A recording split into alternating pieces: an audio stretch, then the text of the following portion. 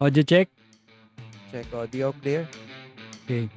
Rolling, second segment, Tall Talks, episode 8, 9. 9, segment 2. Recording in 3, 2, 1.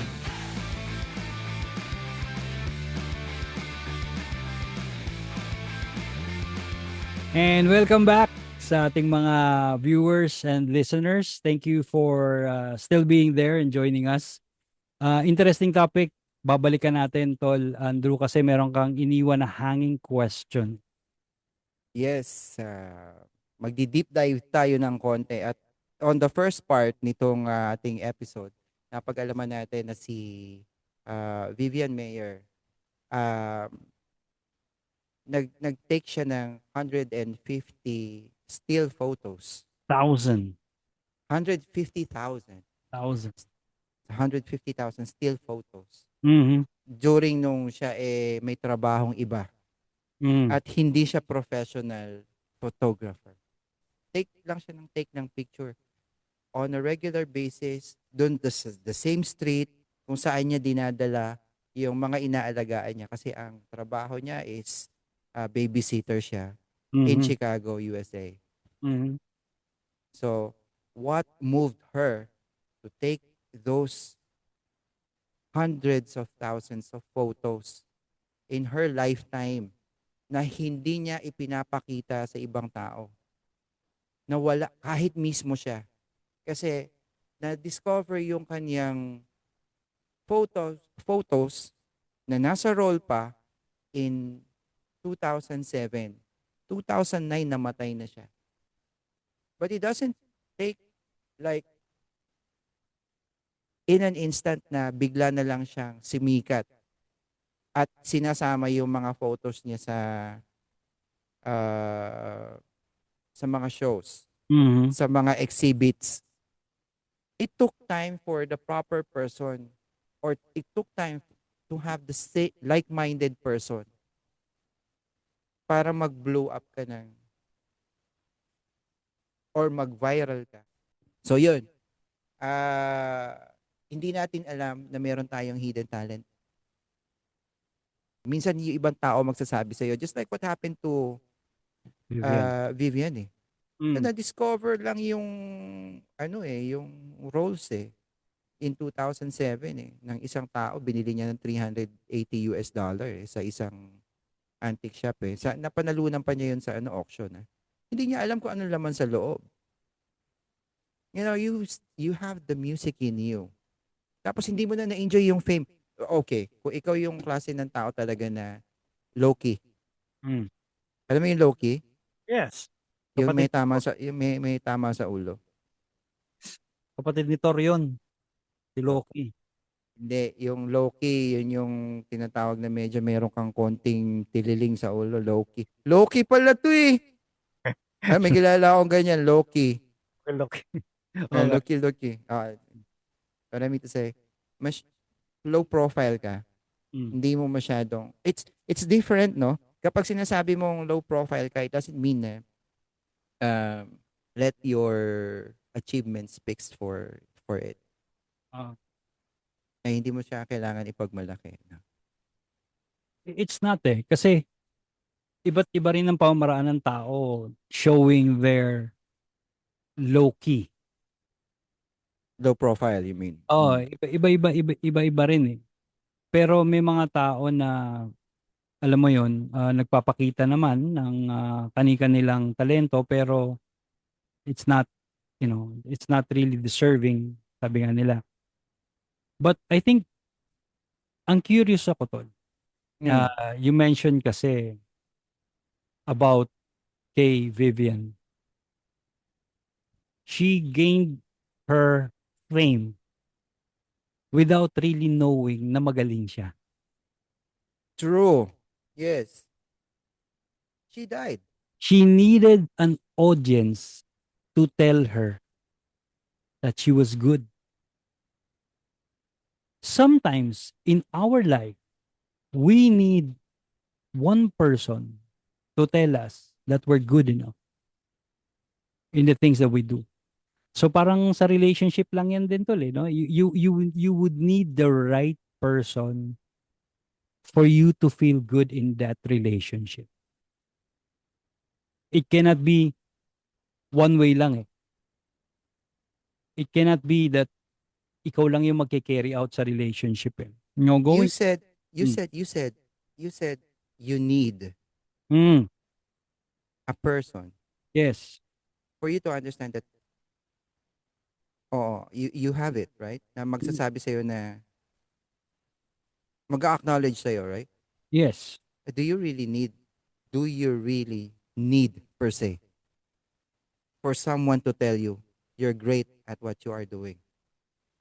Ako, I believe I need someone to tell me that what I did was good. I'm the type of person tol who responds a lot through appreciation. Um I don't need to be, of course, you need to be compensated for the things that you do. But more importantly for me is for someone to tell me that what I did is good. That keeps me going. That keeps me want to do more. The irony kay Vivian is no one told her that she did good, but she kept on taking pictures. We 150. will be, yeah, we will be coming from a different spectrum when we say you needed someone to tell you Mm, you're that good. Because mm, I understand where you're coming from. mhm. Ang question ko lang is, isn't that enough for you to understand it for yourself that you're really good at this? Minsan, Okay. So, to a certain extent, we could agree that there is some form of validation base sa mga bagay na ginagawa natin to tell you that whether it's good or not. I guess. Kasi nga, through yours is like, you just simply need to see. You don't need to hear. So, since deep diving tayo, we talked earlier about being an extrovert and an introvert and Vivian being an introvert. Different people have different ways of reacting, responding towards other people. And ito yung tinatawag namin na in the learning and development society. We call this VARK, or it spells V, violin, A, alpha, R, Romeo, K. woof, Uh, woof. VARK, yes. Something like that. Parang bark pero VARK. So what does this mean? Each individual reacts or responds based on what they see, which are visual people. So katulad mo, you said na makita ko lang silang kumakain. Makita ko lang umiti sila. It's good enough for me. There are auditory people, which is the letter A, which means kailangan nila ng mamarinig yun. Merong read and write, the way that they appreciate things is based on what they see, what they, kumbaga, I don't know, for women, gusto nila yung binibigyan sila ng love letters. Yan, they feel appreciated pag ganyan. Yung iba, gusto nila, sinasabihan sila ng I love you. Yung iba, gusto nila, binibigyan sila ng mga bagay-bagay na gusto nila. And the last letter, yun, yung kinesthetics. Yun. So, we could all agree, or at least the two of us, no, na nag-uusap ngayon, we could both agree na to a certain extent, you need someone to tell you that you are doing good in whatever shape or form. Whether it's through visual, it's through words, it's through actions. That's how important for you to say na I did well in what I do. And I guess yun yung isang bagay that na nawala kay Vivian nung time na yun. And that's why she never real. I'm just saying, Tola. I cannot say na yun talaga siya. Right? So, Dito natin ipapasok yung tol. Kapag ka meron tayong ipino-point out na opinions, mhm, this is what we're saying. We're just thinking out loud, yes, tol. yes. Thinking. So, I'm just thinking out loud. Tol, how sad is it that you're that good? But you never know. You did something well, but nobody told you it was so good. How sad is it? And alam mo ba, tol, that happens each and every day sa mga routine na ginagawa ng mga ibang tao araw-araw. And this is gonna touch a lot of people, tol. You know, when was the last time that after tayong pagandaan ng mga nanay natin ng pagkain, o abutan ka lang ng tubig, 'di ba? Yung mag-uutos ka, mga anak mo, 'di ba? Or sa nanay na naghanda ng pagkain. When was the last time that we said, "Wow, thank you, ang galing yung maghanda ng tubig." Well, of course, you're not gonna say it that way.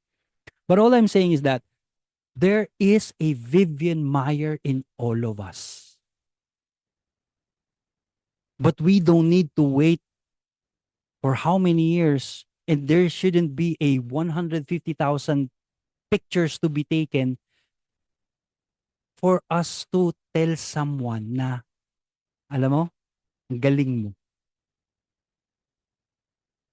These are the invisible heroes. These are the Vivian Mayer in all of us. Ganda yun pala. The Vivian Mayer in all of us.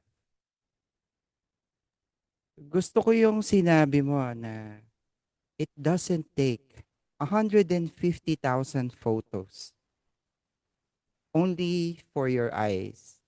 Mm. And it doesn't need to take 150,000 photos para malaman mong magaling ka. Yes. Right? Like, minsan in our lives, when you are not aware, masyadong yung routine mo every day is parang naka-automatic na siya. It's kind of difficult to feel na merong pang nakaka-appreciate ng ginagawa natin. Mm-hmm. Like, kagaya ng sinasabi mo na napakasimple na abutan ka ng Mm. tubig. Like, Yeah. if that happens on the right time, at the right moment, na Yeah. nabibilaukan ka na, you know what it meant to say thank you sa Yes. tubig. Oo. And Na in, sige, mm, go. well, actually, in real life, when you are not aware, hindi mo alam na may mga pinagdadaanan yung tao. Yes. Ito, nasabi mo na rin ito, it wouldn't hurt. You know, like, when you appreciate someone, you don't know if that is the right time, at the right moment, Mm-hmm. to tell that. Tama, tol? Tama, tama. Actually, yun yung minsan hinihintay natin eh. Yung right timing sa mga bagay-bagay bago natin i-appreciate, pasalamatan or batiin. Parang uh, the, there is always some kind of setting before we would do certain things towards other people. Parang ganun siya eh. Ang question ko ngayon, Tol, and this might be a debate for both you and me.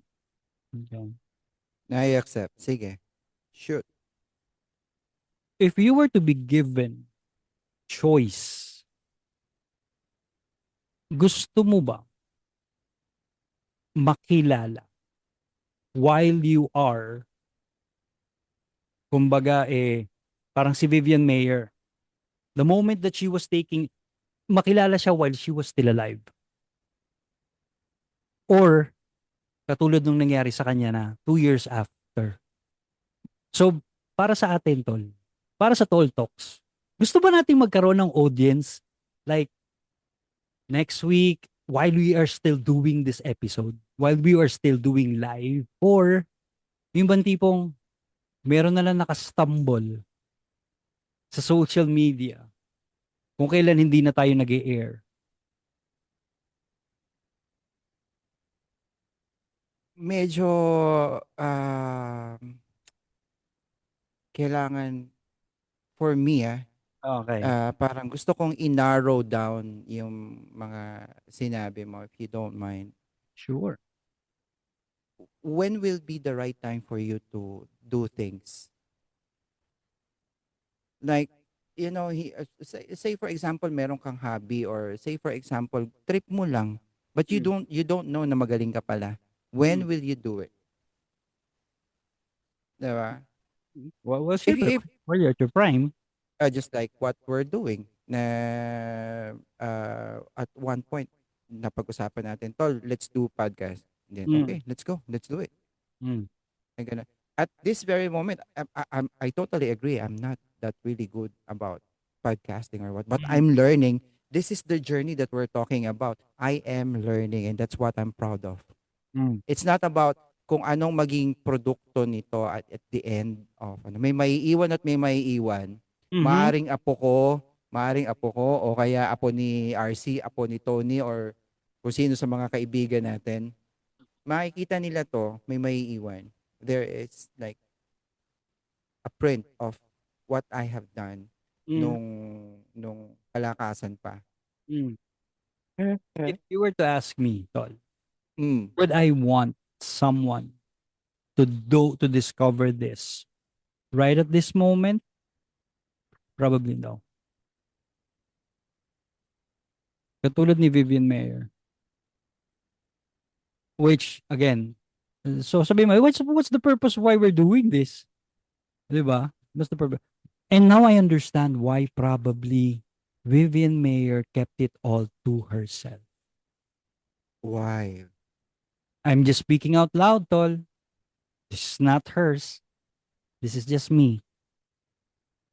I'm afraid that someone might tell me it's not good enough and I will stop what I'm so much passionate about in doing. If someone told Vivian Mayer earlier in her life na, your picture sucks, just the same, not good, probably tol, baka hindi siya umabot ng 150,000. Baka 150 lang. And that hurts, man. That hurts. For you to do something you so love and believe that it's so good, for the world to tell you that you are not good enough. And believe me when I tell you, tol, it happens every day to some or most people, right? Social media, ang habol mo lang, isang likes din, makakatanggap ka pa ng bash. Di ba? Nangangawit na yung ulo ko. Pag agree ko sa'yo, sige, tuloy mo lang.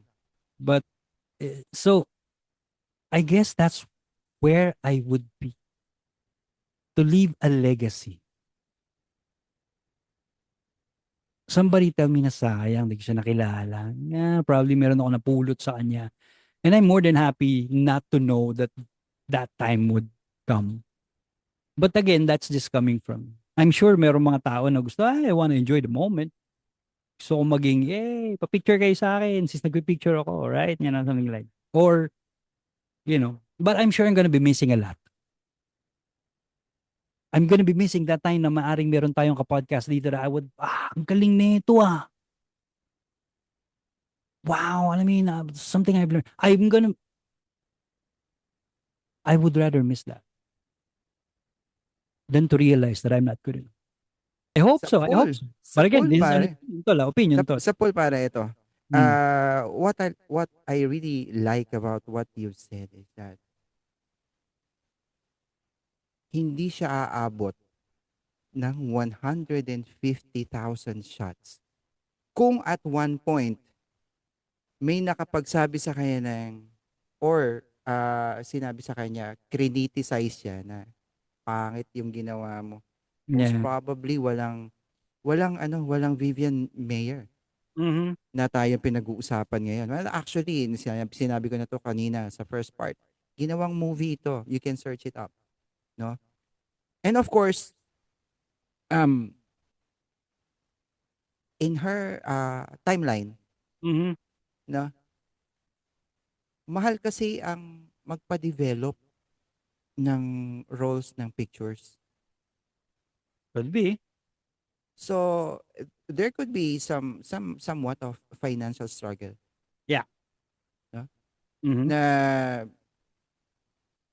obsessive siya sa kanyang hobby, pero financially hindi, parang may pagkakagastusan ka pa rin. So, instead of i-develop mo ito, so naiipon lang naiipon. So, that's one fact about Vivian Mayer. But Mm. ang take ko dun sa sinabi mo is everything is fine, everything is all well. You do what you do, you are Yeah. who you are, no? At nangyayari talaga 'yon na umaabot ka sa punto na hanggang ngayon ginagawa mo pa rin siya.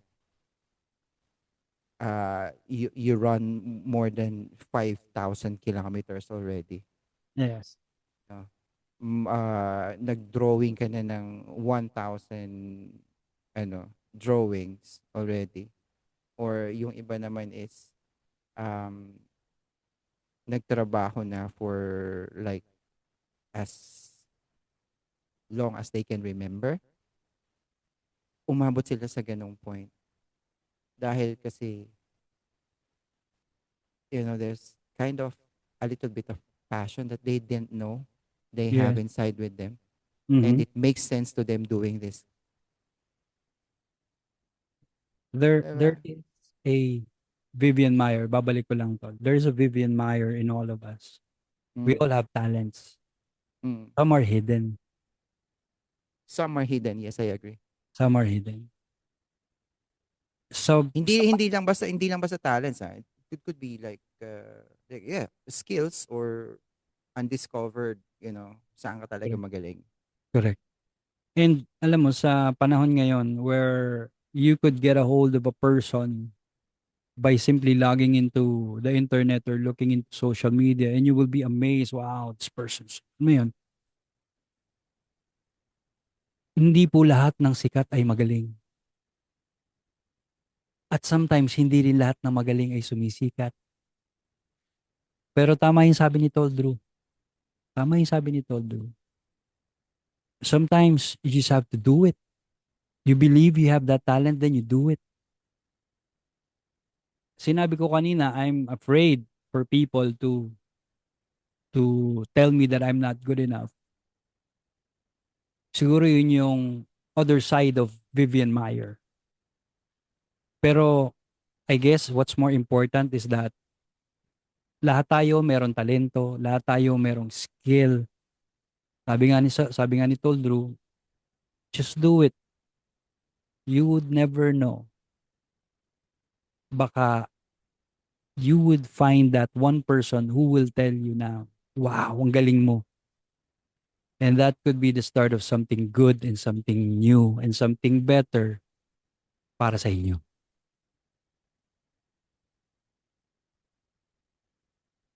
Tol Drew.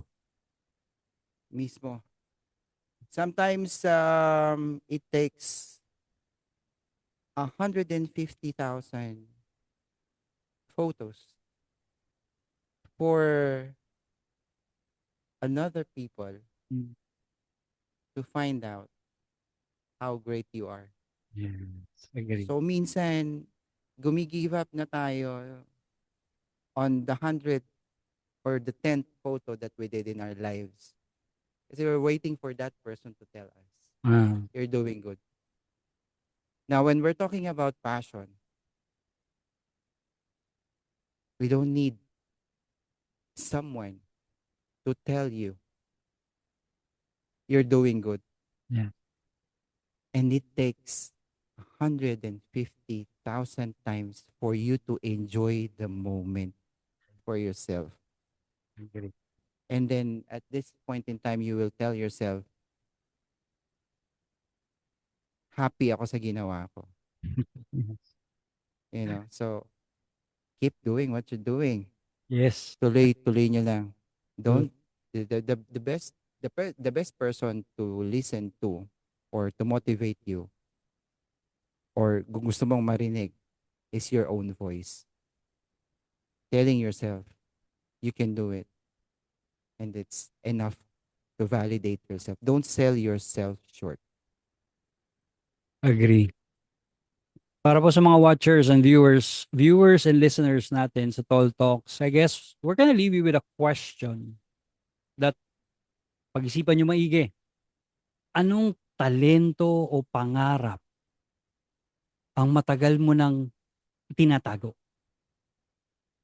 Gaya nga ng sabi ni Tol Drew, ibahagi mo, ipakita mo, gamitin mo. Don't wait for 150,000. Baka malay mo, one shot pa lang na develop mo na pala. I hope that you enjoyed today's episode of Tall Talks. Tol Drew, thank you for sharing yung story ni Vivian Meyer. There is a Vivian Meyer in me. I guess nasa 149,999 na ako. I'm gonna take that last shot and malay mo, that one person might come along to tell me, wow, I'm good enough. We've been with Tony for the whole podcast. We have RC on the standby mode, and I really appreciate you guys for like being here. Like, so you don't need to tell us na magaling kami. We already know, and we're taking the last shot already. Yeah, Thank you very much to all our viewers, watchers, listeners. Katol, we appreciate you being here. this has been King, This is Andrew. and this has been Tol Talk. Tall Talks. See you guys pa, no? Dito na ako. Ito na ako.